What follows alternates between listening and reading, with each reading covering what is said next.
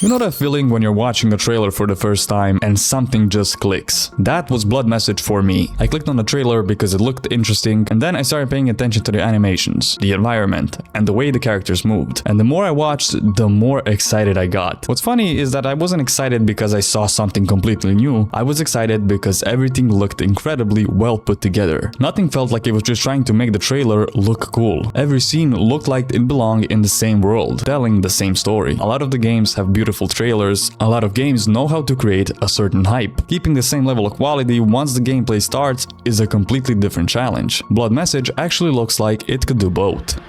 The world itself grabbed my attention almost immediately. I don't know about you guys, but I'm always interested when a game takes me somewhere I haven't really been before. The game is set in late Tang Dynasty China. It isn't a setting we see very often in AAA games, and from everything they've shown, it doesn't just look beautiful, it feels believable. The villages don't look like movie sets, the mountains actually look wild, and the cities feel crowded. You get the impression that the developers wanted the world to feel alive instead of simply looking pretty. Some of my favorite games aren't memorable because they had the biggest maps. They are memorable because I wanted to slow down and look around, and Blood Message gives me that same feeling.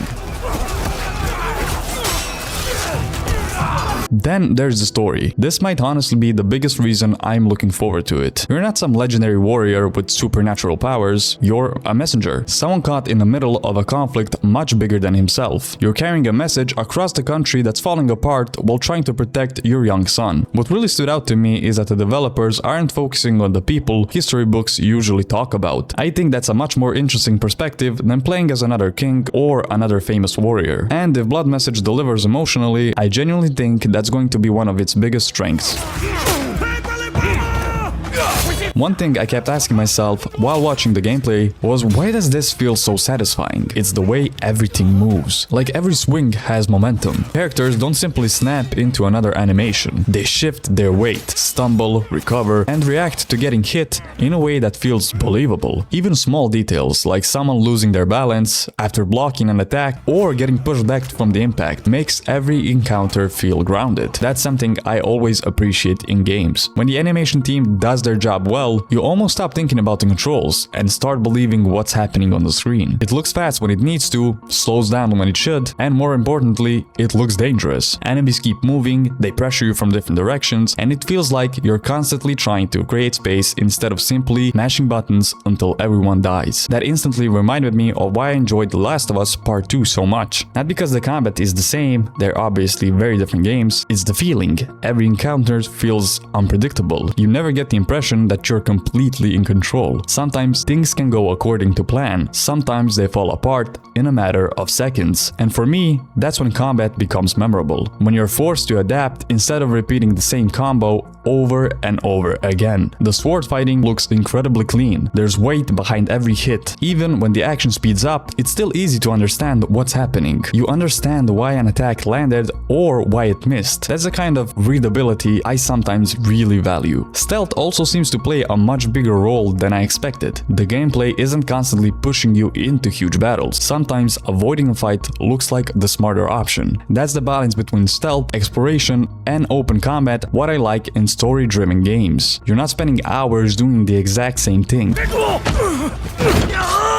Then there are the cinematic moments. The transitions between gameplay and cutscenes are ridiculously smooth. The camera never feels disconnected from the action. It stays close to the character, making everything feel more personal. Even simple moments like helping your son across a difficult terrain or squeezing through tight spaces adds to the feeling that you're actually traveling with these characters, instead of simply moving them from one mission to the next. And I think that's something a lot of games struggle with. They build beautiful worlds but forget to make the journey itself feel meaningful. One detail I found really interesting is the journey itself. The developer said you'll travel roughly about 1,000 miles from the western frontier all the way to the capital of the Tang Empire, which explains why we've already seen desert, mountains, forests, and ruined cities. This isn't just changing biomes for the variety. Changing landscapes are a part of the story itself. I think that's going to make the adventure feel much bigger than simply moving from one mission onto the next. Blood Blood Message is being developed by 24 Entertainment, Lin N Studio under NetEase Games. I hope I pronounced that correctly. Now, I know what some of you are thinking. NetEase, aren't they mostly known for online games? And that's exactly why this project surprised me. This isn't another multiplayer title or live service game packed with battle passes and seasonal updates. The team has been very clear from the beginning. Their goal is to build a cinematic single-player adventure with a focus on storytelling. Honestly, I respect that. Making your first AAA single-player game is already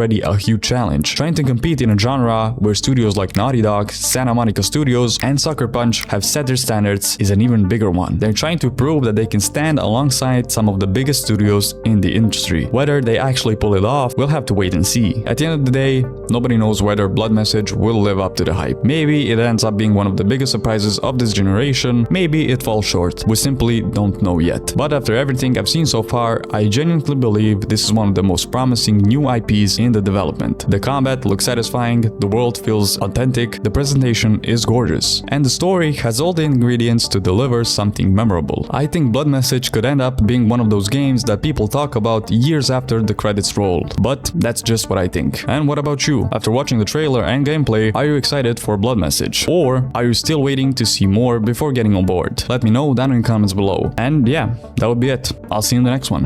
Bye.